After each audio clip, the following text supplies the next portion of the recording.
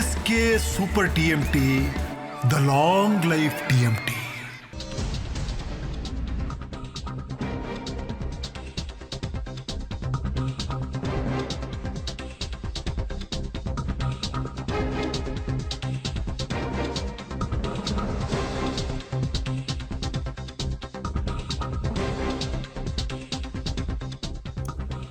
ಪ್ರಜ್ವಲ್ ರೇವಣ್ಣ ಅವರು ಕ್ರಿಮೇಷನ್ಗೆ ಬರ್ತಾರಾ ಇಲ್ವಾ ಅನ್ನುವಂತಹ ಪ್ರಶ್ನೆ ಇತ್ತು. ಬಟ್ ಸದ್ಯಕ್ಕೆ ಜೈಲಲ್ಲೇ ಅಂತ್ಯಕ್ರಿಯೆಯ ವಿಧಿವಿಧಾನಗಳನ್ನು ವೀಕ್ಷಿಸುವ ಸಾಧ್ಯತೆ ಇದೆ.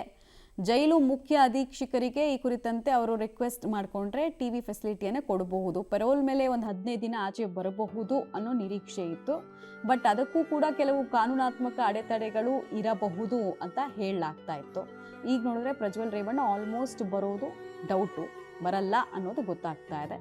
ಬದಲಾಗಿ ಜೈಲಿನ ಒಳಗೆ ಇರುವಂತಹ ಟಿವಿ ವ್ಯವಸ್ಥೆ ಮೂಲಕ ಅಜ್ಜಿಯ ಅಂತ್ಯಕ್ರಿಯೆ ಕಾರ್ಯಕ್ರಮಗಳನ್ನು ನೋಡಬಹುದು ಅಂತ ಕೂಡ ಮಾಹಿತಿ ಲಭ್ಯ ಆಗ್ತಾ ಇದೆ. ಕಾರಣ ಒಂದು ಕೇಸ್ನಲ್ಲಿ ಪ್ರಜ್ವಲ್ ರೇವಣ್ಣ ಕನ್ವಿಕ್ಷನ್ಗೆ ಒಳಗಾಗಿದ್ದಾರೆ. ಅಪರಾಧಿ ಅನ್ನೋದು ಒಂದು ಪ್ರಕರಣದಲ್ಲಿ ಸಾಬೀತಾಗಿದ್ದಾರೆ.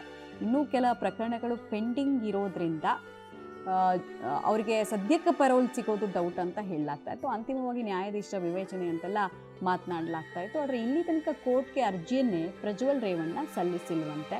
ಕುಟುಂಬ ಕೂಡ ನಿನ್ನೆನೂ ಅದ್ರ ಬಗ್ಗೆ ಕೇಳಿದಾಗಲೂ ಸ್ಪಷ್ಟತೆಯನ್ನು ಕೊಡಲಿಲ್ಲ. ಕುಟುಂಬ ಜಸ್ಟ್ ಭವಾರಿ ರೇವಣ್ಣ ಅವರು ಚೆನ್ನಮ್ಮ ಅಜ್ಜಿಗೆ ಪ್ರಜ್ವಲ್ ಅಂದರೆ ಭಾಳ ಇಷ್ಟ ಇತ್ತು ಅಂತ ಅಷ್ಟೇ ಪ್ರತಿಕ್ರಿಯೆಯನ್ನು ಕೊಟ್ಟರು. ಒಂದು ವಿಶ್ವಾಸ ಇತ್ತು ಫ್ಯಾಮಿಲಿಗೆ ಬರಬಹುದೇನೋ ಅಂತ ಹೇಳಿ. ಎಸ್ಪೆಷಲಿ ಪ್ರಜ್ವಲ್ ಫಾಲೋವರ್ಸ್ ಕೂಡ ಕೇಳ್ತಾ ಇದ್ರು ಬರ್ತಾರಾ ಬರಲ್ವಾ ಅಂತ. ಈಗ ಬರಲ್ಲ ಅನ್ನೋದು ಗೊತ್ತಾಗ್ತಾ ಇದೆ.